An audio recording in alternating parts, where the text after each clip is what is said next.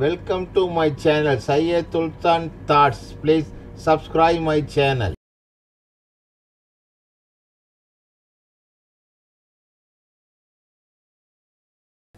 والصلاة والسلام على رسول الله وعلى آله وصحبه أجمعين أما بعد أعوذ بالله من الشيطان الرجيم بسم الله الرحمن الرحيم يا أيها الذين آمنوا أوفوا بالعقود أحلت لكم بهيمة الأنعام إلا ما يتلى عليكم بسم الله الرحمن الرحيم رب اشرح لي صدري ويسر لي أمري واحلل عقدة من لساني يفقهوا قولي. மதிப்பிற்குரிய திரு ரஷ்மிபாய் ஜவேரி அவர்களே, திரு திரிவேதி அவர்களே, திரு முகமது நாயக் அவர்களே, மரியாதைக்குரிய பெரியவர்களே, அன்பிற்குரிய சகோதர சகோதரிகளே, உங்கள் அனைவரையும் இந்த இஸ்லாமிய முகமனை கூறி வரவேற்கிறேன். அஸ்ஸலாமு அலைக்கும் வரஹ்மத்துல்லாஹி வபரகாத்துஹு. எல்லாம் வல்ல இறைவன் அல்லாஹ் சுப்ஹானஹு வ தஆலாவின் சாந்தியும் சமாதானமும் உங்களுக்கு உண்டாகட்டும். இன்று காலை இந்த விவாதத்தின் தலைப்பு என்னவென்றால், புலால் உணவு மனிதனுக்கு அனுமதிக்கப்பட்டதா அல்லது விலக்கப்பட்டிருக்கிறதா என்பதுதானே தவிர, உடலுக்கு சிறந்தது நல்லது தாவர உணவா அல்லது புலால் உணவா என்பது அல்ல. அது விவாதம் அல்ல. ஆப்பிள் பழம் மாம்பழத்தை விட சிறந்தது என்று நான் நிரூபித்துவிட்டால் அதற்காக மாம்பழம் நிராகரிக்கப்பட்ட உணவாகிவிடாது.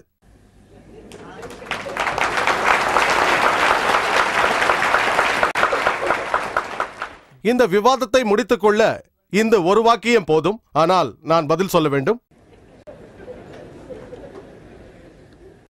புலால் உண்ணி அல்லது அசைவம் என்பதின் வகையறை விலங்கினங்களின் இறைச்சியை உண்ணுவதென்பதே ஆகும். தாவர உணவே உண்ணாமல் இருப்பது என்பது அதற்கு பொருள் அல்ல. காய்கறிகளையும் பழங்களையும் உண்ணாமல் இருப்பது என்பதும் பொருள் அல்ல. அதை தெளிவாக சொல்லிவிடுகிறேன். அசைவர்களை அழைப்பதற்கு விஞ்ஞானபூர்வமான வார்த்தை அனைத்துண்ணிகள் என்பதுதான். அத்தகையோர் பல வகை உணவுகளை உண்பர். குறிப்பாக தாவரங்களையும் புலாலையும் உண்பார்கள். வெஜிடேரியன், திரு ரஷ்மிபாய் ஜவேரி சரியாக சொன்னார். வெஜிடபிள் என்ற வார்த்தையிலிருந்து வந்ததல்ல, அது வெஜிடாஸிலிருந்து வந்தது. உயிரோட்டமுள்ள, உடலுக்கு ஊக்கம் தருகின்ற என்று பொருள்படும். சரியாக விளக்கவில்லை, நாம் அதை அலசுவோம். மேலும் தாவர உண்ணிகளில் பல வகை உண்டு, அதையும் அவர் விளக்கவில்லை. கனி உண்ணிகள், அவர்கள் பழங்களையும் விதைகளையும் மட்டும் உண்பார்கள். பிறகு வேதாந்திகள் விலங்கு சம்பந்தப்பட்ட எதையும் தொடமாட்டார்கள். பிறகு பால் உண்ணிகள், அதாவது திரு ரஷ்மிபாய் ஜவேரி போன்றவர்கள் பால் மட்டும் குடிப்பார்கள். பிறகு சினை உண்ணிகள் இருக்கிறார்கள். இவர்கள் முட்டை சாப்பிடுகின்ற சைவர்கள். மற்றும் ஒரு சாரார் பாலும் முட்டையும் சேர்த்துக் கொள்கின்ற சைவர்கள். ஏன், மீனை உண்ணும் சைவர்கள் கூட உண்டு. சில சைவர்கள் கோழிக்கறியும் உண்கிறார்கள். இந்த பட்டியலை நான் தயாரிக்கவில்லை, சைவ சம்மேளனம் தயாரித்தது. இது போன்று இன்னும் 20 வகைகள் உள்ளது. அதையெல்லாம் கூற நேரமில்லை. நான் இப்போது வில்லியம் டி ஜார்விஸ் சொன்ன ஒரு தகவலை உங்கள் முன் வைக்க விரும்புகிறேன். டாக்டர் வில்லியம் டி ஜார்விஸ், அவர் அமெரிக்க விஞ்ஞான நலவியற் பேரவையின் ஆலோசகர் ஆவார், ACSH, மற்றும் பொது நலவியலோடு நோய் தடுப்பு மருத்துவத்துறையின் பேராசிரியராகவும் அவர் லோமலிண்டா பல்கலைக்கழகத்தில் பணியாற்றியும் வருகிறார். மருத்துவ புரட்டு எதிர்ப்பு தேசிய பேரவை என்று ஒரு அமைப்பை நிறுவி அதன் தலைவராகவும் பணியாற்றி வருகிறார். அமெரிக்காவில் நடைபெறும் மருத்துவ புரட்டுகளை, மோசடிகளை ஆராய்ந்து நலவியற் கொள்ளையர்கள் என்ற தலைப்பில் எழுதப்பட்ட ஒரு நூலின் இணை ஆசிரியராகவும் இருக்கிறார். மேற்கோள்கள் யாவும் அமெரிக்காவை அடிப்படையாக வைத்தே இருக்கும். அவர் சைவர்களை, அதாவது தாவர உண்ணிகளை 2 வகையாக பிரித்திருக்கிறார். பயன்பாட்டு சைவர்கள், லட்சிய சைவர்கள் என்று பிரித்திருக்கிறார். ஒரு பயன்பாட்டு சைவன் முழுக்க முழுக்க மருத்துவ நலவியல் காரணங்களுக்காக மட்டுமே காய்கறி உணவை தேர்வு செய்கிறான். அவன் ஒரு காரணத்திற்காக இந்த முடிவை எடுக்கிறானே தவிர உணர்ச்சி வசப்பட்டு எடுப்பதில்லை. ஆனால் ஒரு லட்சிய சைவனை நாம் பார்த்தோமே ஆனால் ஒரு கோட்பாட்டின் அடிப்படையில் தனது உணவை தேர்ந்தெடுக்கிறான். அதாவது லட்சியபூர்வமான முடிவு. அது உணர்ச்சி பூர்வமானதே தவிர அறிவுபூர்வமானது அல்ல. டாக்டர் வில்லியம் டி ஜார்விஸ் மேலும் சொல்கிறார், இந்த லட்சிய சைவர்களிடம் பேசினால் அவருடைய வாதத்தை மிகைப்படுத்திக் கொண்டே போவார்கள். சைவ உணவின் பயன்கள் என்று சரமாரியாக அடுக்கிக் கொண்டே போவார்கள். இங்கு எனது பேச்சுக்கு முந்தைய பேச்சிலும் கூட அதைத்தான் நீங்கள் கேட்டுக்கொண்டிருந்தீர்கள். அவர்கள் ஒரு விஷயத்தை அறிவுபூர்வமாக ஆதாரபூர்வமாகவெல்லாம் அலசி பார்க்க மாட்டார்கள். அது மட்டுமல்ல, தீவிர சைவ பிடிவாதத்தால் தன் உடலுக்கு ஏற்படக்கூடிய படுபாதகமான தீங்குகளை பற்றியும் அறிந்திட முனைய மாட்டார்கள். அவர் மேலும் சொல்கிறார், லட்சிய சைவன் விஞ்ஞானி போல பேசுவான், ஆனால் உண்மையாகவே அவன் ஒரு வக்கீலாக இருந்து தான் வாதாடுகிறான், ஒரு விஞ்ஞானியாக அல்ல.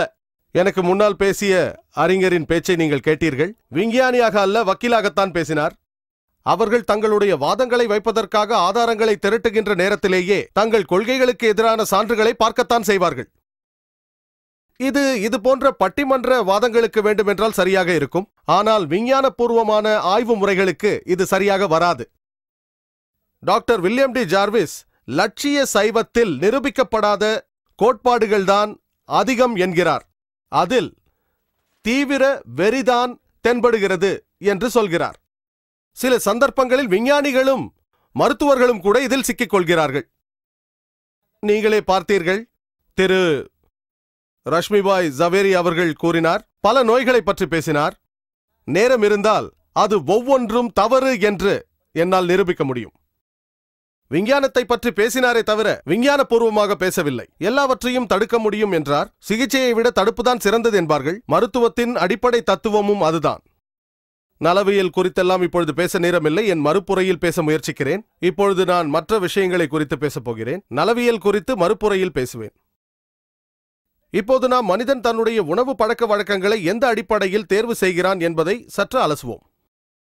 மதம் காரணமாக இருக்கலாம், புவியியல் நிர்பந்தமாக இருக்கலாம், சொந்த காரணங்களாக இருக்கலாம். வாடை, ருசி, நிறம், உயிர்கருணை, ஒழுங்குமுறை மற்றும் உடற்கூறியல், பொருளாதார காரணங்கள், உயிர்ச்சூழல், சுற்றுச்சூழல் என்று பலவாறாக இருக்கலாம். ஊட்டச்சத்து காரணமாக இருக்கலாம். நலவியல் அல்லது விஞ்ஞானம் கூட காரணமாக இருக்கலாம். மற்றும் மருத்துவ காரணங்களாகவும் இருக்கலாம். மருத்துவம் மற்றும் நலவியல் காரணங்கள். நாம் இவற்றுள் முதலில் மதம் சார்ந்த காரணங்களை பார்ப்போம். திரு திரிவேதி அவர்கள் சொன்னார்கள், அதாவது மனித உணவு விஷயத்திலெல்லாம் மதத்தின் குறுக்கீடு இருக்கக்கூடாது. எதை உண்ணலாம், எதை உண்ணக்கூடாது என்பதெல்லாம் மருத்துவர்கள் மட்டுமே முடிவு செய்ய வேண்டிய விஷயம். அவர் சொன்னதை ஏற்கிறேன். பல மதங்களில் நிலைமை இதுதான்.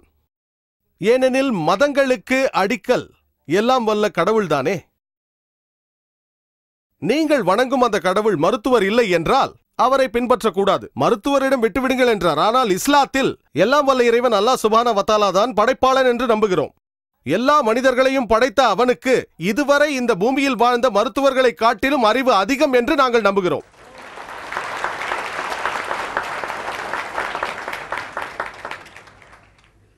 மேலும் திரு ரஷ்மிபாய் ஜவேரி சொன்னது போல பல மருத்துவர்களின் கருத்துக்களை நீங்கள் கேட்டீர்கள். இந்த புத்தகங்களிலிருந்து அவர் கருத்துக்களை கூறினார். இவை அனைத்தும் வெளியில் விற்கப்படுகின்றன. இது குறித்து நானும் கருத்துக்களை கூறப்போகிறேன். இதில் அநேக புத்தகங்களில் சொல்லப்பட்டிருப்பவை வெறும் கட்டுக்கதைகள். அதில் அறவே உண்மை கிடையாது. சில புத்தகங்கள் சம்பந்தமே இல்லாதவை, சில கருத்துக்கள் சோதிக்கப்படாதவை. சிலவற்றில் உண்மை உள்ளது, ஆனால் பாதி உண்மைதான். ஒரு விஷயத்தை நான் இங்கு தெளிவாக சொல்ல விரும்புகிறேன். மனிதர்கள் புலால் உண்ண அனுமதிக்கப்பட வேண்டும் என்று சந்தேகத்திற்கு இடமின்றி நான் இங்கு நிரூபிக்கும் அதே நேரத்தில் எந்த ஒரு சைவ உணவு பழக்கம் உள்ளவரையும் காயப்படுத்த வேண்டும் என்பது எனது நோக்கமே இல்லை. மேலும் அறிவுபூர்வமாகவும் விஞ்ஞானபூர்வமாகவும் அசைவ உணவு அனுமதிக்கப்பட வேண்டும் என்று நான் நிரூபித்துக் கொண்டிருக்கும் பொழுது உங்களில் யாருக்காவது நான் உங்கள் உணர்வுகளை காயப்படுத்துகிறேன் என்று தோன்றினால் நான் முன்கூட்டியே மன்னிப்பு கேட்டுக்கொள்கிறேன். உணர்வுகளை காயப்படுத்துவது எனது நோக்கம் அல்ல. ஆனால் எனக்கு முன்பாக பேசியவருக்கு பதில் சொல்ல வேண்டிய கடமை எனக்கு உள்ளது. இஸ்லாத்தை பொறுத்தவரையில் ஒரு மனிதன் அசைவம் சாப்பிட வேண்டும் என்ற நிர்பந்தம் இல்லை. ஒரு முஸ்லிம் சைவ உணவு சாப்பிட்டுக் கொண்டு ஒரு நல்ல முஸ்லிமாக இருக்க முடியும். ஆனால் நமது படைப்பாளன் எல்லாம் வல்ல இறைவன் அல்லாஹ் சுப்ஹானஹு வ தஆலா அசைவம் சாப்பிட நமக்கு அனுமதி வழங்கும் போது ஏன் அதை நாம் சாப்பிடக்கூடாது? புனித குர்ஆனிலிருந்து ஒரு வாக்கியத்தை கூறி நான் என் உரையை ஆரம்பிக்கிறேன். சூரா மாய்தா அத்தியாயம் 5 வசனம் 1. அது சொல்கிறது, யா அய்யுஹல்லஸீன ஆமனு, பின்னால் உங்களுக்கு அவ்ஃபு பில் உகூத் உஹில்லத் லகும் பஹீமத்துல் அனாம் இல்லா மா யுத்லா அலைக்கும். பின்னால் உங்களுக்கு கூறப்படுவதை தவிர கால்நடை வகையைச் சேர்ந்த அனைத்து பிராணிகளும் உங்களுக்கு அனுமதிக்கப்பட்டுள்ளன. மேலும் திருக்குரானில் சூரா அன்-நஹல் அத்தியாயம் 16 வசனம் 5. மேலும் அவன் கால்நடைகளையும் படைத்தான், அவற்றில் உங்களுக்கு உடையும் இருக்கிறது, உணவும் இருக்கிறது, இன்னும் பல பயன்களும் இருக்கின்றன. அதே செய்தி சூரா மோமினூன் அத்தியாயம் 23 வசனம் 21 நீங்கள் அவற்றை உண்ணவும் செய்யலாம் என்று வருகிறது. இப்போது நாம் மனிதனின் உணவு பழக்கத்தில் புவியியல் மற்றும் சுற்றுப்புறச் சூழல் தாக்கத்தை அலசுவோம். மனிதனுடைய உணவு பழக்கத்தை இது பாதிக்கிறது என்று தெரியும். கடலோரங்களில் வாழும் கொங்கணி மக்கள் அதிகமாக மீன் சாப்பிடுவார்கள். தென்னிந்தியாவில் வாழும் மக்கள் அதிகமாக அரிசியை உணவாக பயன்படுத்துவார்கள். பாலைவனத்தில் வாழும் மக்கள் அங்கு தாவரங்களுக்கு தட்டுப்பாடு அதிகமாக உள்ளதால் அங்கிருக்கும் மக்கள் அதிகமாக விலங்குகளின் மாமிசத்தை உண்பார்கள். ஆர்க்டிக் பகுதிகளில் வாழும் எஸ்கிமோக்கள் அங்கு உண்ணக்கூடிய தாவரங்களின் தட்டுப்பாடு இருப்பதால் கடலில் வாழும் உணவு வகைகளை உண்ணுகிறார்கள். மேலும் திரு ஜவேரி அவர்கள் கூறினார்கள், உலகின் சில பகுதிகளில் தாவரங்கள் கிடைப்பதில்லை என்று தனக்கு தெரியும் என்றார்கள். ஆனால் இன்று போக்குவரத்தில் முன்னேற்றம் ஏற்பட்டு விட்டதால் நம்மால் அவர்களுக்கு தாவரங்களை கொடுக்க முடியும். இந்தியன் வெஜிடேரியன் காங்கிரசிடம் ஒரு சின்ன விண்ணப்பம். போக்குவரத்து செலவை நீங்கள் ஏற்றுக்கொண்டால் அதுவே போதும். எஸ்கிமோக்களுக்கு தாவரங்களை வழங்கலாம். சவுதி அரேபியாவிற்கு தாவரங்களை வழங்க முடியும். சவுதி அரேபியாவில் தாவரங்கள் கிடைக்கும், ஆனால் விலை அதிகம். ஏன்? அதற்கு காரணம் போக்குவரத்து செலவு. அதனால் விலை அதிகமாக உள்ளது. சத்தில் குறைந்த ஒரு உணவை அதிக பணம் செலவு செய்து வாங்கி உண்ணுவது அறிவுபூர்வமானதும் அல்ல, விஞ்ஞானபூர்வமானதும் அல்ல. இப்போது நாம் அன்பியல் ஒழுக்கவியல் என்ற கோணத்தில் புலால் உணவை பார்ப்போம். தீவிர சைவர்கள் எல்லா உயிரினங்களும் புனிதமானவையே, எந்த ஒரு உயிரினத்தையும் கொல்லக்கூடாது என்கிறார்கள். ஆனால் ஒரு விஷயத்தை கவனிக்க தவறிவிட்டார்கள். இன்று தாவரங்களுக்கும் உயிர் உண்டு என்பது உலகறிந்த உண்மை. ஆகவே விவாதத்தின் மையமாகிய உயிர்கொலை என்பது இன்று பொருந்தாது. ஒரு காலத்தில் பொருந்தி இருக்கலாம். பல நூற்றாண்டுகளுக்கு முன்பு இந்த வாதத்திற்கு வலுவிருந்திருக்கலாம், ஆனால் இப்பொழுது இல்லை. மேலும் அவர்கள் கூறுகிறார்கள், ஆம், தாவரங்களுக்கு உயிர் உண்டு என்று ஏற்றுக்கொள்கிறோம், ஆனால் அவைகளால் வலியை உணர முடியாது. ஆகவே ஒரு விலங்கை கொல்வதை விட ஒரு தாவரத்தை கொல்வது குறைந்த பாவம்தான், குறைந்த குற்றம்தான் என்கிறார்கள். தாவரங்களாலும் வலியை உணர முடியும் என்பது விஞ்ஞானத்தில் ஏற்பட்ட முன்னேற்றத்தால் நாம் தெரிந்து கொண்டிருக்கிறோம். அவைகளால் அழவும் முடியும், ஆனால் அவற்றின் அழுகையை மனித காதுகளால் கேட்க முடியாது. ஏனென்றால் மனித செவிக்கு எட்டக்கூடிய ஒலி அதிர்வு வினாடிக்கு 20 சுழற்சிகளிலிருந்து 20,000 சுழற்சிகள் வரைதான். இந்த அளவின் கீழோ மேலோ உள்ள எந்த ஒலியையும் மனிதனால் கேட்க முடியாது. ஆனால் விலங்கின் அழுகையை மனிதனால் கேட்க முடியும். ஆனால் தாவரங்களின் அழுகையை மனிதனால் கேட்கவே முடியாது. அழுகையை கேட்க முடியவில்லை என்ற காரணத்தினால் தாவரங்களுக்கு வலியை உண்டாக்குவதோ இல்லை அவற்றை கொல்வதோ எந்த விதத்தில் நியாயமாகும்?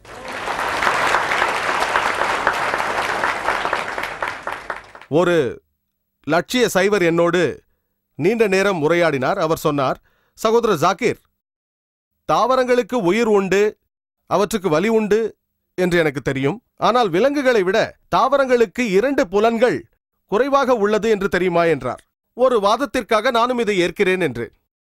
அவரிடம் ஒரு சாதாரண கேள்வி கேட்டேன். ஒருவேளை உங்கள் சகோதரர் பிறவியிலிருந்தே செவிடாகவும் ஊமையாகவும் பிறக்கிறார் என்று வைத்துக் கொள்வோம். 2 புலன்கள் குறைவாக.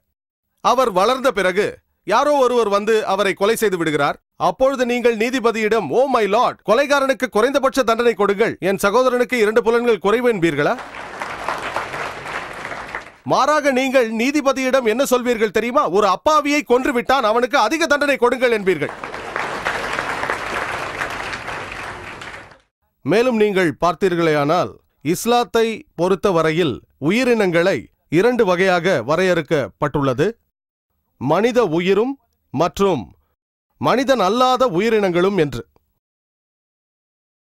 மனிதன் கொல்லப்படுவதை பொறுத்தவரையில் திருக்குரானில் சூரா மாய்தா அத்தியாயம் 5 வசனம் 32 எவனொருவன் ஒரு மனிதனை கொலை செய்ததற்கு பகரமாக அன்றி அல்லது பூமியில் குழப்பத்தை விளைவித்த காரணத்திற்காக அன்றி அநியாயமாக கொலை செய்தால் மனித இனத்தையே கொன்றவன் போலாகிறான். மேலும் எவன் ஒருவன் ஒரு மனிதனை பாதுகாக்கிறானோ அவன் மனித இனத்தையே பாதுகாத்தவன் போலாகிறான். யாராவது ஒருவர் ஒரு மனிதனை கொலை செய்தால், முஸ்லிமோ முஸ்லிம் அல்லாதவரோ, கொலைக்கு பகரமாக அன்றி குழப்பத்தை விளைவித்ததுக்காக அன்றி மொத்த மனித இனத்தையே கொன்றுவிட்டான் என்று குர்ஆன் சொல்கிறது. ஒரு மனிதனை பாதுகாத்தால் மனித இனத்தையே பாதுகாத்தவனாகிறான். மனிதன் அல்லாத ஏனைய உயிர்களை பொறுத்தவரையில் எந்த மனிதனும் காரணம் இல்லாமல் அவற்றை துன்புறுத்தக்கூடாது. ஒரு காரணமும் இல்லாமல் அவற்றை கொல்லக்கூடாது, விளையாட்டிற்காகவோ கேளிக்கைக்காகவோ குறிப்பயிற்சிக்காகவோ. ஆனால் உங்களுடைய பாதுகாப்பிற்காக, உங்கள் உயிரை காப்பாற்றிக் கொள்ள அவற்றை தடுக்கலாம், அவற்றை கொல்லலாம். மேலும் உங்கள் உணவு தேவைகளுக்காக கொல்லலாம். ஆனால் பொழுதுபோக்கிற்காகவோ வேட்டையாடுவதற்காகவோ கொல்லக்கூடாது. உயிரினங்களின் தாவரங்கள் மனிதர்களை விட குறைந்த அந்தஸ்தில் உள்ளவை என்று நான் ஏற்றுக்கொண்டாலும், நீங்கள் ஒரு சராசரி விலங்கை கொன்றால் அது ஏறக்குறைய 100 பேருக்கு உணவாக பயன்படும். அதே 100 மனிதர்களுக்கு உணவாக நூற்றுக்கணக்கான தாவரங்களை கொல்ல வேண்டி வரும். ஆகவே எது சிறந்தது? ஒரு விலங்கின் உயிரை கொல்வது சிறந்ததா அல்லது நூற்றுக்கணக்கான தாவரங்களை கொல்வது சிறந்ததா? எது பெரிய பாவம்? ஊனமுற்ற 100 மனிதர்களை கொல்வது பெரிய பாவமா அல்லது ஆரோக்கியமான ஒரு மனிதனை கொல்வது பாவமா? நீங்களே முடிவு செய்யுங்கள். தாவர உணவாளர்கள் சங்கம் ஒன்று உள்ளது. அதன் பெயர் அனைத்துயிர் போற்றும் அனைத்துலக நிறுவனம். அநேக மேற்கோள்களை அவர் இதிலிருந்துதான் காட்டினார். மேலும் தகவல்களை இந்த 3 புத்தகங்களிலிருந்து கூறினார். ஏறக்குறைய எல்லா கருத்துக்களும். இந்த நிறுவனத்தின் பெயர் என்ன? அனைத்துயிர் போற்றும் அனைத்துலக நிறுவனம். தாவரங்களை தவிர என்று பிராக்கெட்டில் போட மறந்துவிட்டார்கள். மேலும் இந்த புத்தகத்தில் அனைத்து படைப்புகளும் ஒரு குடும்பமே, அனைத்துயிர்களும் புனிதமானவையே என்று சொல்லப்படுகிறது. இது என்ன விதமான சித்தாந்தம் என்று தெரியவில்லை. குடும்பத்தில் ஒருவரை கொல்ல அனுமதி வழங்கப்பட்டுள்ளது, இன்னொருவரை கொல்ல அனுமதி மறுக்கப்பட்டுள்ளது. தர்க்க ரீதியாகவும் விஞ்ஞானபூர்வமாகவும் இது சரியல்ல. அமெரிக்காவில் சில தாவர உணவாளர்கள் சங்கங்கள் உண்டு. அவர்கள் மாணவர்களை அறுப்பிடங்களுக்கு அழைத்துச் சென்று மிருகங்கள் கொல்லப்படுவதையும் ரத்தம் சிந்துவதையும் காண்பித்து அவர்களை தாவர உண்ணிகளாக மாற்றி வருகிறார்கள். இது ஒரு மருத்துவர் சில பெண்களை அழைத்துக் கொண்டு ஒரு கடினமான பிரசவத்தை அவர்களுக்கு காண்பித்துவிட்டு, இதனால்தான் நீங்கள் திருமணம் செய்யக்கூடாது, குழந்தை பெற்றுக்கொள்ளக்கூடாது என்று சொல்வது போல் இருக்கிறது. தவறான முறையில் இவர்கள் மனதை கட்டுப்படுத்துகிறார்கள். இது தவறான முறை, நியாயமானதல்ல. நாம் நம் குழந்தைகளுக்கு என்ன போதிக்க வேண்டும்? உணவிற்காக தாவரங்கள் வளர்க்கப்படும் போது விலங்குகள் ஏன் வளர்க்கப்படக்கூடாது என்று போதிக்க வேண்டும். எல்லா உயிர்களும் புனிதமானவையே, நான் ஏற்றுக்கொள்கிறேன். காரணமில்லாமல் அவற்றை கொல்வது தவறு. ஆனால் நம் தேவைகளுக்காக, நம் உணவுக்காக அவற்றை கொல்லலாம். உடற்கூறியல் மற்றும் வழக்கியல் பற்றி நாம் இப்பொழுது பார்ப்போம். அநேக விஷயங்களை குறித்து திரு ஜவேரி நமக்கு கூறினார். காகித குறிப்பிலிருந்து மணிக்கு 100 மைல் வேகத்தில் படித்தார். எல்லாவற்றையும் குறித்துக் கொள்ள முயற்சித்தேன். எத்தனையோ நோய்களை பற்றி பேசினார். மருத்துவராக என்னால் பதிலளிக்க முடியும், ஆனால் எவ்வளவு அளிப்பது? 10 நோய்களின் பெயரை சொல்ல சில நொடிகள் போதும், ஆனால் அவற்றை விளக்கிச் சொல்ல 1 மணி நேரத்திற்கு மேலாகும். நிறைய நோய்களின் பெயரை சொன்னார். நான் சொல்லுகிறேன், நீங்கள் ஆதாரபூர்வமான புத்தகங்களை பார்த்தால் லட்சிய சைவர்களால் செய்யப்பட்ட பரிசோதனைகளை அல்ல, நீங்கள் ஆதாரபூர்வமான புத்தகங்களை பார்க்க வேண்டும். அதில் மருத்துவ ரீதியாக எல்லா பதில்களும் கிடைக்கும். உடற்கூறியல் மற்றும் உடல் அமைப்பு கோணங்களில் சில விஷயங்களை சொன்னார். சரியாகவே சொன்னார். தாவர உண்ணி விலங்குகளின் பற்களை நீங்கள் பார்த்தீர்களேயானால், அதாவது பசு, ஆடு, செம்மறி ஆட்டிற்கு பற்கள் தட்டையாக இருக்கும். அவை தாவரங்களை மட்டுமே உண்ணும்.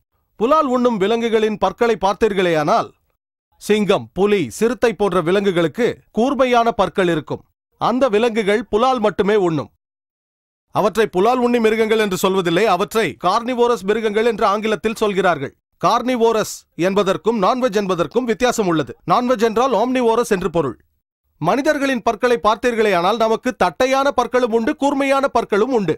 நம்மை படைத்த எல்லாம் வல்ல இறைவன் நாம் தாவரங்களை மட்டுமே உண்ண வேண்டும் என்று நினைத்திருந்தால் எதற்காக இந்த கூர்மையான பற்களை கொடுத்தார்? மேலும் திரு ஜவேரி அவர்கள் சொன்னார், இந்த கூர்மையான பற்கள் நாய்களை குறிக்கவில்லை, குரங்குகளை குறிக்கிறது என்றார். அவருக்கு கெனைன் என்ற வார்த்தைக்கு விஞ்ஞானபூர்வமான அர்த்தம் தெரியவில்லை. அது கேனினஸ் என்ற லத்தீன் மொழி மூலச்சொல் மூலம் வருகிறது. அதற்கு நாய் உடையது என்று பொருள். கெனைன் என்ற சொல் கனடா என்னும் குடும்ப வகையை குறிக்கிறது, அதாவது ஓநாய்கள், நாய்கள் போன்றவற்றை. விஞ்ஞானிகளே இந்த பெயரை வைத்திருக்கிறார்கள். கெனைன் என்றால் நாய் வகையை குறிக்கிறது.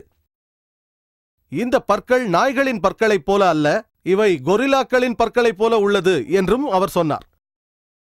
குரங்குகளின் பற்கள் வாதம் என்று வரும்பொழுது நிறைய விஷயங்களை ஏற்றுக்கொள்ளும் நம்பிக்கை எனக்கு உண்டு. அதன் மூலம் அவரது தவறை நிரூபிப்பேன். மனிதர்களின் பற்கள் குரங்குகளின் பற்களைப் போலத்தான் என்று நான் ஏற்றுக்கொண்டாலும் குரங்குகளும் அசைவம் சாப்பிடும் என்று தெரியுமா? அவை பேன்களை உண்ணும்.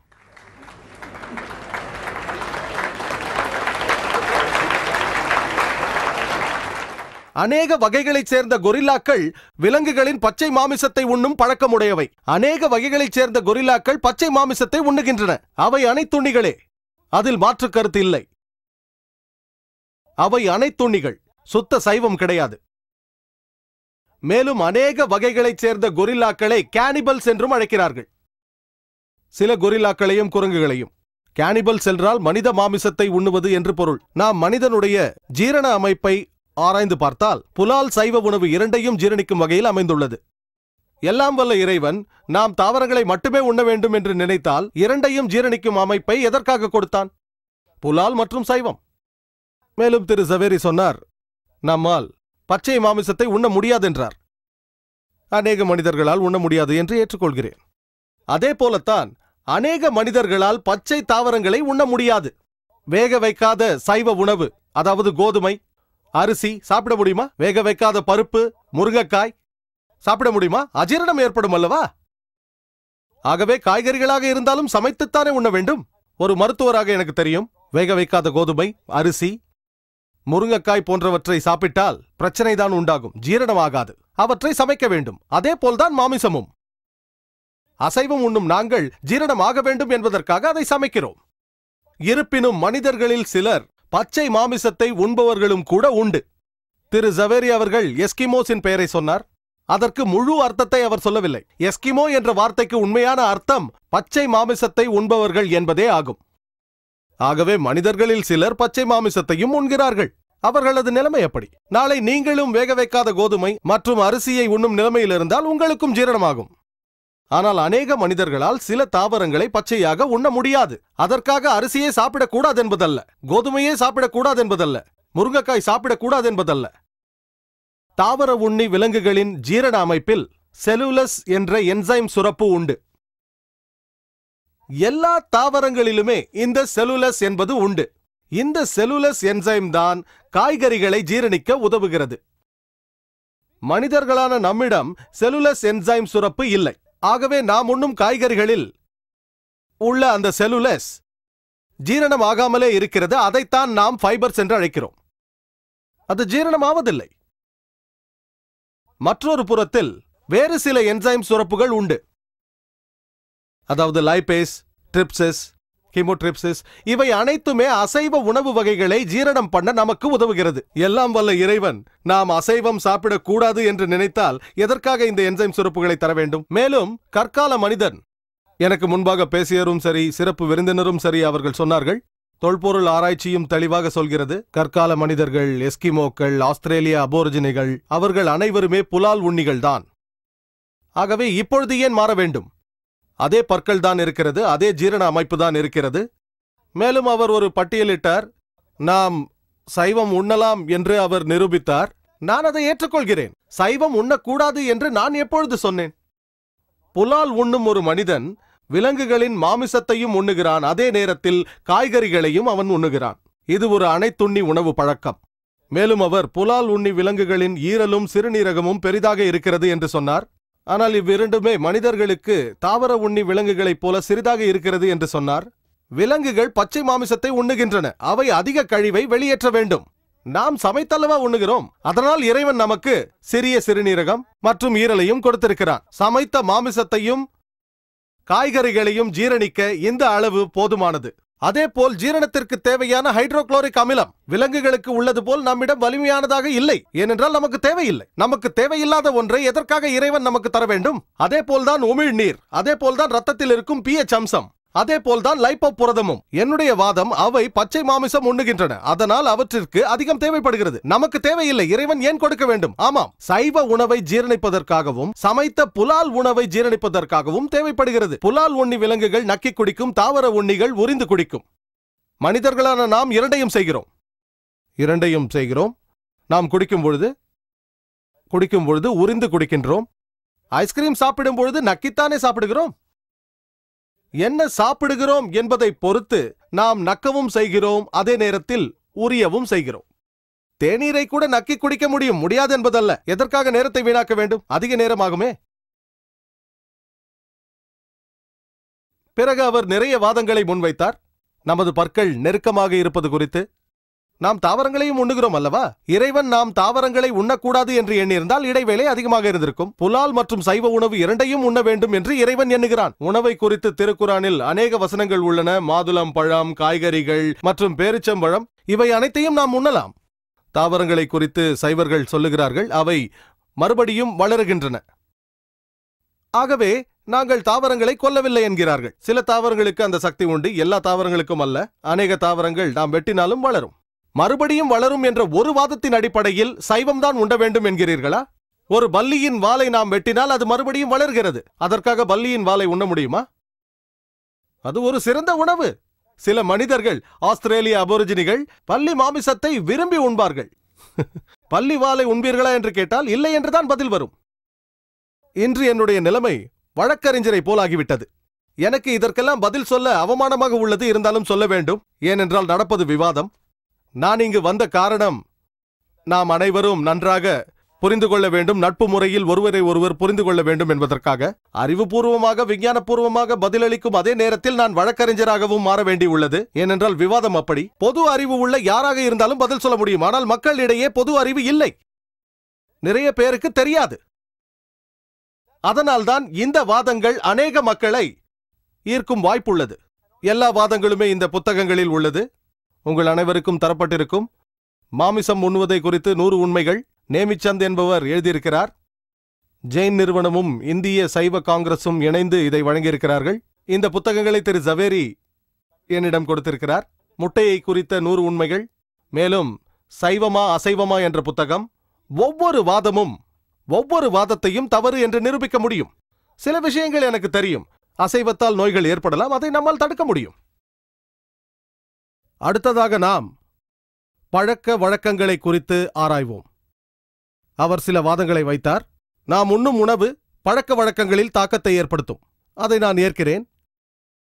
ஒரு அளவிற்கு நாம் உண்ணும் உணவு நம் பழக்க வழக்கங்களில் தாக்கத்தை ஏற்படுத்துகிறது. அந்த காரணத்தினால்தான் முஸ்லிம்களான நாங்கள் தாவர உண்ணி மிருகங்களான ஆடு, செம்மறி ஆடு போன்றவற்றை உண்ணுகின்றோம். ஏனென்றால் அவை சாந்தமானவை, அமைதியானவை. நாங்களும் அவ்வாறே இருக்க விரும்புகிறோம்.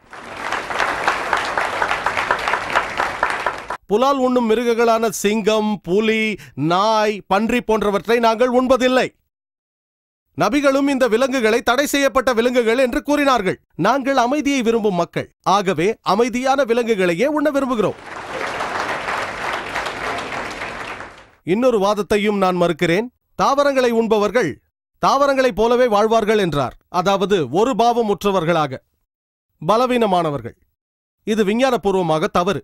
நான் வழக்கறிஞராக வாதாடுகிறேன். ஒரு மருத்துவராக இந்த கருத்தை கூற எனக்கு வெட்கமாக உள்ளது. தாவரங்களை உண்பதால் தாவரங்களைப் போல செயல்பட முடியாது. அவர் வைத்த வாதத்திற்கு நான் பதில் அளிக்கிறேன். நீங்கள் தாவரங்களை உண்பதால் அவற்றைப் போலவே செயல்படுவீர்கள். பலவீனமாக, அடிபணிந்து, நகரக்கூட முடியாமல்.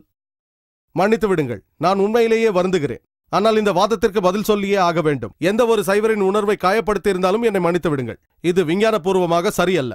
இது ஒரு வாதம், எதிர்வாதம், அவ்வளவுதான்.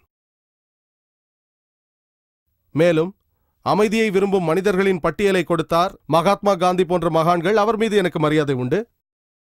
ஏனென்றால் அவர் இந்தியாவிற்காகவும் மனித இனத்திற்காகவும் நிறைய விஷயங்களை செய்திருக்கிறார்.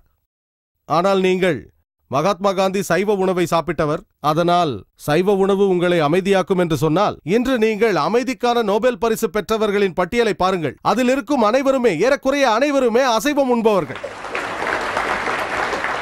மெனச்சம் பீகன் அசைவம் உண்பவர். யாசிர் அரஃபத் அசைவம். அன்வர் சதாத் அசைவம். அன்னை தெரேசா அசைவம். அன்னை தெரேசா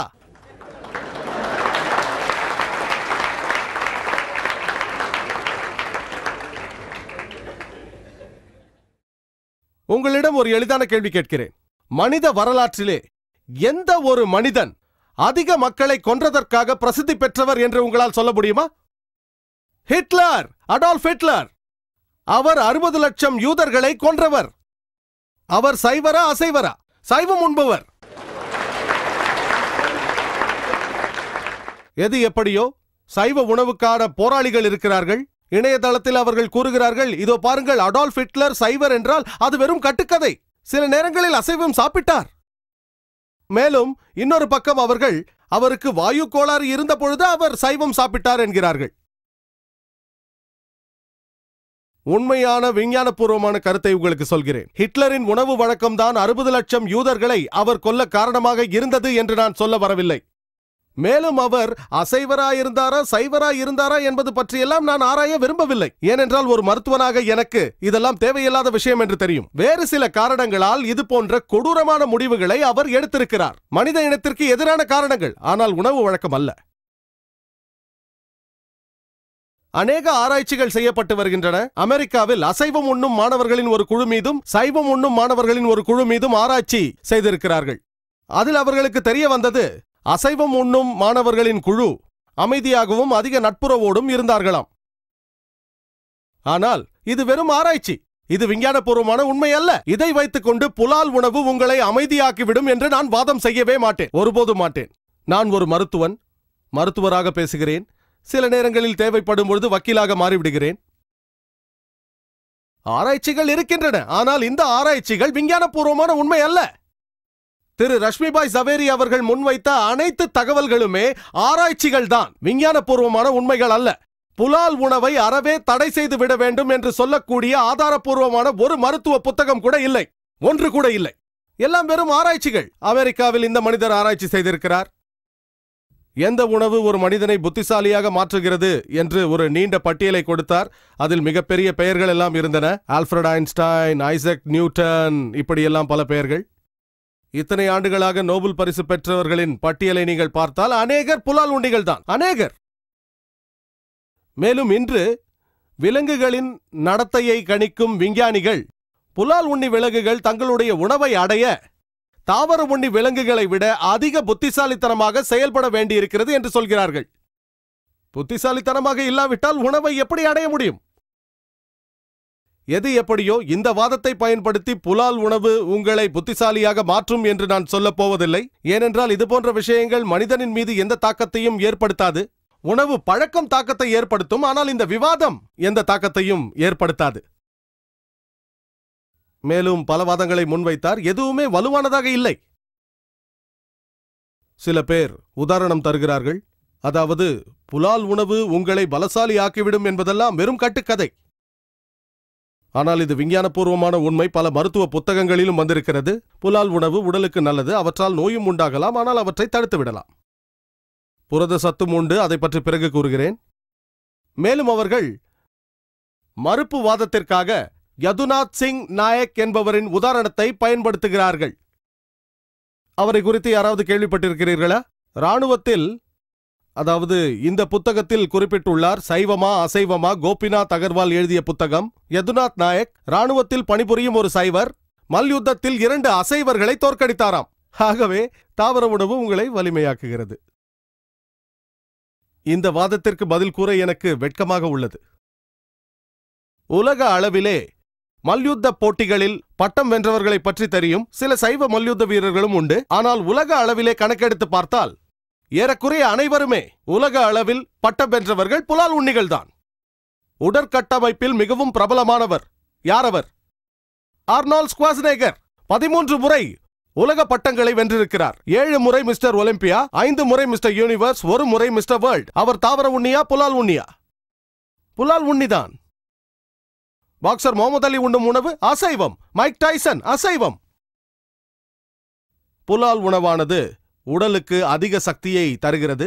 இது விஞ்ஞானபூர்வமான உண்மை. இதை மேலும் நாம் ஆராய்ந்து பார்த்தால் நோயிலிருந்து குணமடைந்து கொண்டிருக்கும் ஒருவருக்கு புலால் உணவே சிறந்தது. கண்டிப்பாக கொடுக்க வேண்டும் என்பதில்லை. முட்டை போன்றவற்றை கொடுக்கலாம். அதை பற்றி பிறகு பேசுகிறேன். பிறகு அவர் ஒரு மல்யுத்த வீரரை குறித்து உதாரணம் ஒன்று சொன்னார். புரொஃபசர் ராமமூர்த்தி. கேள்விப்பட்டதே இல்லை. உலக புகழ் வாய்ந்த மல்யுத்த வீரராம். அவரது பெயரை யாராவது கேள்விப்பட்டுள்ளீர்களா? புரொஃபசர் ராமமூர்த்தி? யாருமே இல்லை. உலக புகழ் வாய்ந்தவராம். இந்த செய்திகள் எங்கிருந்து கிடைக்கிறது? உலக புகழ். பிறகு இன்னொரு உதாரணம். யாரோ பரம்ஜீத் சிங்காம், லண்டனில். சுத்த சைவராம். ஒரு நாளில் 2000 முறை ஸ்கிப்பிங் செய்வாராம். ஆகவே தாவர உணவு உங்களை சிறந்த அத்லீட்டாக ஆக்குமாம்.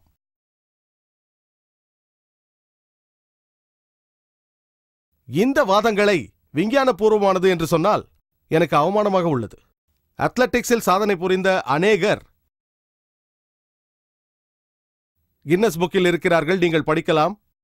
இதை நான் கொண்டு வந்தேன். எல்லா தகவல்களும் உள்ளன. உடற்கட்டமைப்பை பற்றி, அத்லெட்டிக்ஸை பற்றி, பிறகு 100 மீட்டர் ஓட்டப்பந்தயத்தை பற்றி, இவர்களை குறித்து. இவர்களில் சிலருடைய உணவு பழக்கங்களை சோதித்து பார்த்தோமேயானால் சிலர் தாவர உண்ணிகளாக கூட இருக்கலாம். ஆனால் 80 to 90% பேர் புலால் உண்ணிகள். இவர்கள் அனைவரின் சாதனைக்கும் காரணமானது இவர்களது உணவு பழக்கம்தான் என்று நான் சொன்னால் வெறியனாக தெரிவேன். நான் அப்படி சொல்லவில்லை. சில சாதனைகளில் உணவு பழக்கம் சம்பந்தப்பட்டிருக்கலாம், ஆனால் அனைத்தும் இல்லை. இன்னொரு வாதத்தை முன்வைத்தார். புலால் உண்ணி மிருகங்களின் மோப்ப சக்தி மற்றும் கண் பார்வை திறன் அதிகமானது என்றார். இரவில் பார்க்கும் சக்தி அதிகம் என்றெல்லாம் திரு ரஷ்மிபாய் ஜவேரி கூறினார். மோப்ப சக்தியும் கண் பார்வை சக்தியும் புலால் உண்ணி மிருகங்களுக்கு அதிகமாம், தாவர உண்ணிகளுக்கு குறைவாக உள்ளதாம். மனிதர்களுக்கும் குறைவாக உள்ளது. ஆகவே நாம் தாவர உண்ணிகளாக இருக்க வேண்டும். வண்டு போன்ற தாவர உண்ணி மிருகங்களுக்கு மோப்ப சக்தி மிக அதிகமாகவே உள்ளது. இரவில் பார்க்கும் சக்தியும் அவைகளுக்கு அதிகம்தான். இந்த வாதங்கள் விஞ்ஞானபூர்வமானது அல்ல. அறிவுபூர்வமானவற்றை மறந்து மக்களை திசை திருப்ப பயனளிக்கலாம். அதை தடுக்க நான் இருக்கிறேன். இன்னொரு வாதத்தை முன்வைத்தார். மிருகங்களுக்கு பயங்கரமான குரல் இருக்குமாம், அதாவது புலால் உண்ணி மிருகங்களுக்கு. ஆனால் தாவர உண்ணி மிருகங்களுக்கு அப்படி இருக்காதாம். நான் ஒரு சாதாரண கேள்வி கேட்கிறேன். பயங்கரமான பெருத்த குரலுக்கு பெயர் போன மிருகம் எது? கழுதை. அது தாவர உண்ணியா புலால் உண்ணியா? சைவமா அசைவமா? சைவம். எது எப்படியோ தாவர உணவை நாம் உண்பதனால் பயங்கரமான குரல் நமக்கு வந்துவிடும் என்று நான் சொல்ல வரவில்லை. அதே நேரத்தில் புலால் உணவு அழகான குரலை கொடுக்கும் என்றும் நான் சொல்ல வரவில்லை. பாடகர்களின் பட்டியலை பார்த்தால் பல புலால் உண்ணிகளும் உண்டு, தாவர உண்ணிகளும் உண்டு. பாடகர்கள் அனைவருமே தாவர உண்ணிகள். அதனால் தாவர உணவு அழகான குரலை கொடுக்கும் என்பது அறிவுபூர்வமான வாதம் அல்ல. இதற்கெல்லாம் பதில் சொல்ல எனக்கு வெட்கமாக உள்ளது. மேலும் அவர் சில பொருளாதார காரணங்களை சுட்டிக்காட்டினார். ஏன் நாம் தாவர உணவை உண்ண வேண்டும் என்பதற்கான பொருளாதார காரணங்கள். திரு ஜவேரியை பொறுத்தவரை தாவர உணவால் செலவு குறையும் என்கிறார். அநேக புள்ளி விவரங்களை தந்தார். இத்தனை கலோரிகள், டன் டன்னாக புரோட்டீன்கள் என்றெல்லாம். இவையெல்லாம் எங்கிருந்து கிடைத்தது? இறைவனுக்கு மட்டும்தான் தெரியும். மேலும் அவர் சில புரதங்களை பற்றி கூறினார். இந்த புத்தகத்திலும் இருக்கிறது. அதாவது 1 கிலோ மிருக புரதத்தை பெறுவதற்கு நாம் அநேக தாவரங்களை தீனியாக கொடுக்க வேண்டும். 1 கிலோ மிருக புரதத்தை பெறுவதற்கு 7 கிலோ தாவர புரதத்தை அழிக்கின்றோம். நாம் 1 கிலோ புரதத்தை பெற புலால் உணவை சாப்பிட்டால் அதற்கு சமமாக நீங்கள் 7 கிலோ தாவரங்களை உண்ண முடியும். ஆகவே தாவரங்களின் விலை குறைவு என்கிறார். இந்த புரத கணக்கு எப்படி வந்ததென்று ஒரு மருத்துவனான எனக்கே புரியவில்லை. கிலோ கணக்கில் உணவா இல்லை கிலோ கணக்கில் புரதங்களா? மேலும் அவர் சொல்வதை நான் ஏற்றுக்கொள்கிறேன் என்று வைத்துக் கொள்வோம். ஒரு வாதத்திற்காக 2 5 நான் ஏற்கிறேன். பிறகு உங்களிடம் நான் 2 ரூபாய்களை கொடுத்துவிட்டு 5 ரூபாய் கேட்டாலோ அல்லது 2000 கொடுத்துவிட்டு 5000 கேட்டாலோ தருவீர்களா? அதேபோல் உங்கள் வாதங்களை நான் ஏற்றுக்கொள்கிறேன் என்று வைத்துக் கொள்ளுங்கள். பதிலாக நான் தாவர உண்ணிகளாக இருப்பவர்கள் புலால் உண்ணிகளுக்கு நன்றி கூற வேண்டும் என்று கூறுகிறேன். ஏன் தெரியுமா? ஏனென்றால் உணவுக்காக விலங்குகளை நாங்கள் கொல்லாமல் இருந்திருந்தால் அவை இன்னும் 5 10 வருடங்கள் வாழ்ந்திருக்கும். அந்த காலகட்டத்தில் அவை 7 8 மனிதர்களின் தாவர உணவை சாப்பிட்டிருக்கும். ஆகவே விலங்குகள் உங்கள் தாவர உணவை உண்பதை தடுத்ததற்காக எங்களுக்கு நன்றி கூற வேண்டும். மேலும் ஒரு கணக்கை சொன்னார். ஏதோ ஒரு குறிப்பிலிருந்து எங்கிருந்து என்று தெரியவில்லை. காய்கறிகளின் வேளாண்மைக்காக தேவைப்படும் நிலத்தை விட கால்நடைகளின் மேய்ச்சலுக்காக தேவைப்படும் நிலங்கள் 14 மடங்குகள் அதிகமாம். மேலும் இந்த புத்தகத்தில் மறுபடியுமாக 1 டன் மாட்டு இறைச்சிக்காக பயன்படுத்தப்படும் மேய்ச்சல் நிலத்திலிருந்து சராசரியாக 5 குடும்பங்களுக்கு தாவர உணவை வழங்கலாமாம். 1 டன் மாட்டு இறைச்சி 10 அல்லது 20 டன் தாவர உணவுக்கு சமமாம். மேய்ச்சலுக்காக பயன்படுத்தும் நிலத்திலிருந்து சராசரியாக 5 குடும்பங்களுக்கு உணவு வழங்கலாம் என்கிறார்கள். நான் ஏற்கனவே சொன்ன பதில்தான் இதற்கும். ஆனால் அதையும் தாண்டி இந்த லட்சிய சைவர்கள் கவனிக்க தவறிய ஒரு விஷயம் என்னவென்றால், கால்நடை மேய்ச்சலுக்கு பயன்படும் நிலங்கள் காய்கறி உற்பத்திக்கு தகுதியானவை அல்ல என்பதுதான். அவற்றிற்கு உணவாக பயன்படும் தாவரங்கள் மனிதனுக்கு உணவாக பயன்படத்தக்கவை அல்ல. வைக்கோல், புல், சோளத்தட்டை போன்ற உணவு. மனிதனுக்கு உணவாகக்கூடிய உணவு வகைகளை அவை உண்பதில்லை. அவையால் சாப்பிட முடியும். ஆனால் அவை வயலுக்குள் நுழையும் பொழுது விவசாயி அவற்றை துரத்தி விடுகிறான். நஷ்டம் ஏற்படக்கூடாதல்லவா? ஆனால் விளைச்சல் அதிகமாக இருக்கும் பொழுது சில அரசாங்கங்கள் விளைச்சலை விலங்குகளுக்கு உணவாக அளிக்கிறார்கள். மேலும் கால்நடை வளர்ப்பை தொழிலாக கொண்டுள்ள நாடோடிகள் மேய்ச்சலுக்காக பயன்படுத்தும் நிலங்கள் விளைச்சலுக்கு பயன்படும் நிலங்கள் அல்ல. அவர்களும் மனிதனுக்கு பயன்படாத உணவைத்தான் உண்ணுகிறார்கள். அப்படிப்பட்ட உணவை அவர்கள் உண்டு உயிர் வாழ்ந்து கொண்டிருக்கிறார்கள். விலங்குகளும் வாழ்கின்றன, மனிதர்களும் வாழ்ந்து கொண்டிருக்கிறார்கள்.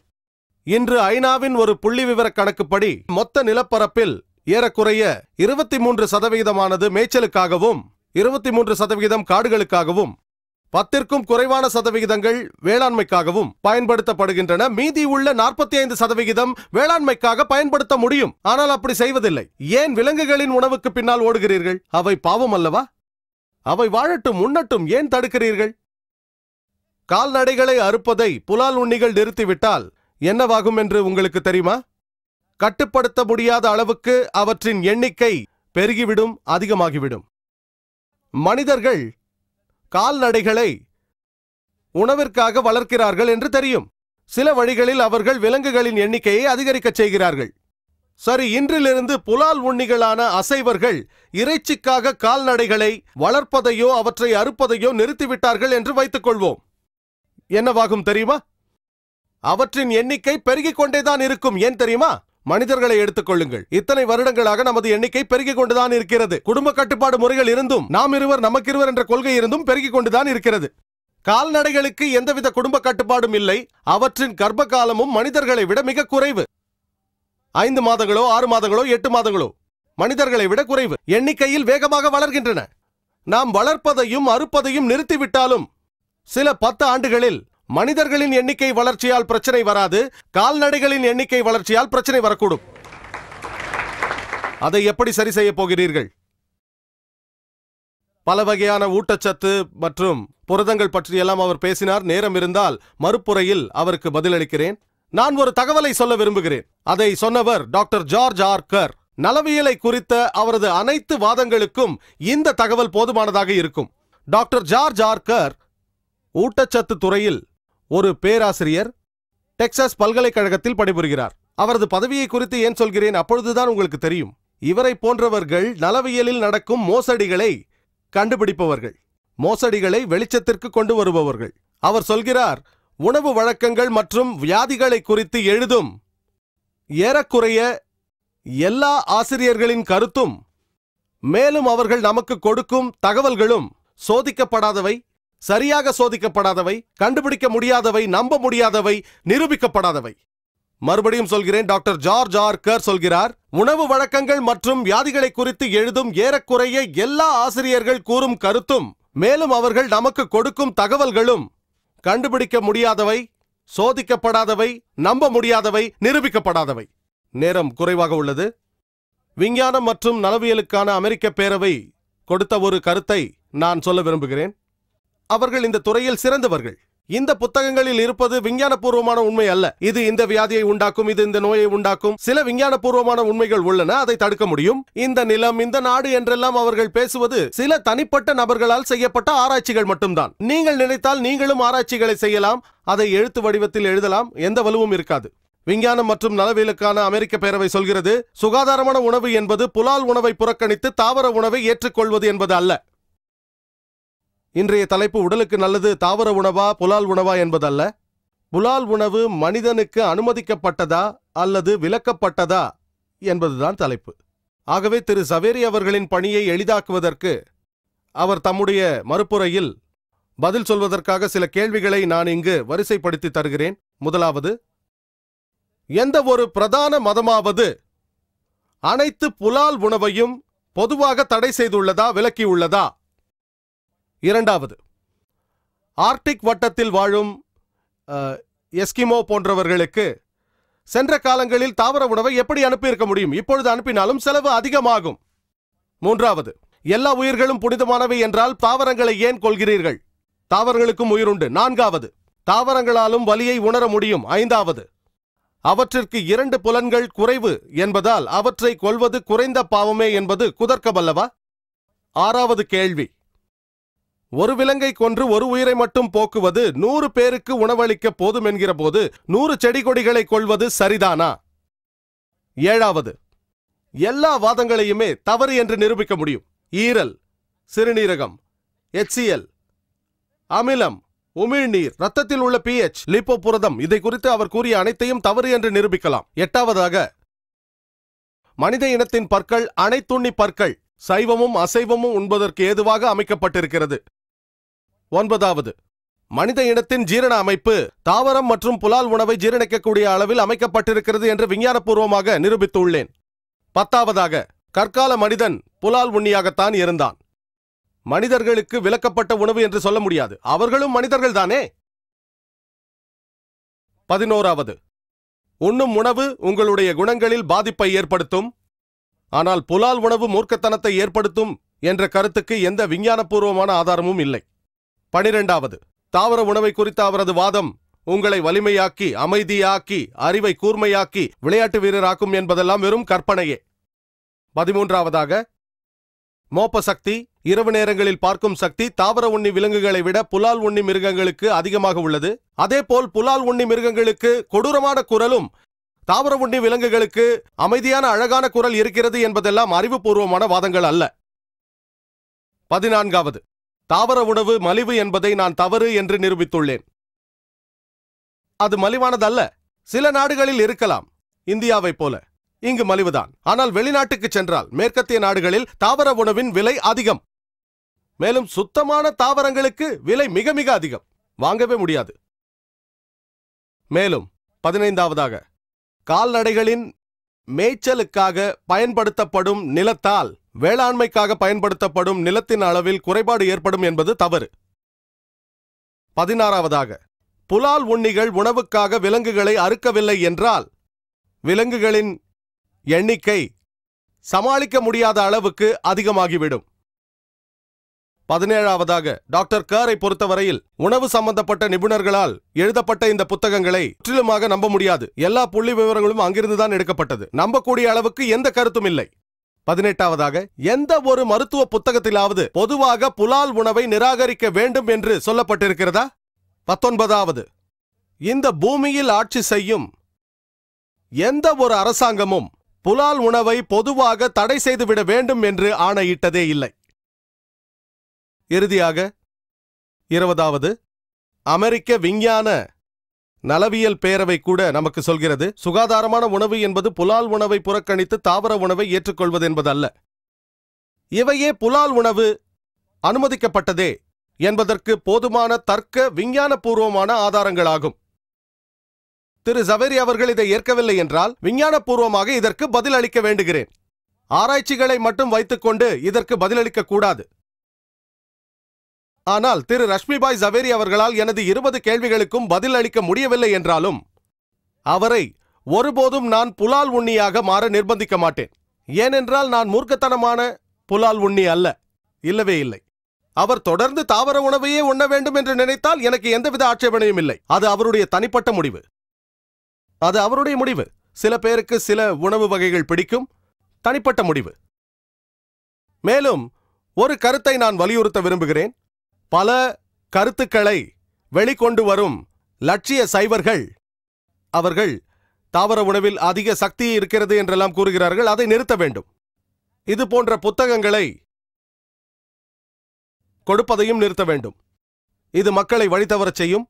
திருக்குரான் சூரா அன்-நஹல் அத்தியாயம் 16 வசனம் 125 கூறி என் உரையை முடித்துக் கொள்ள விரும்புகிறேன். அது சொல்கிறது,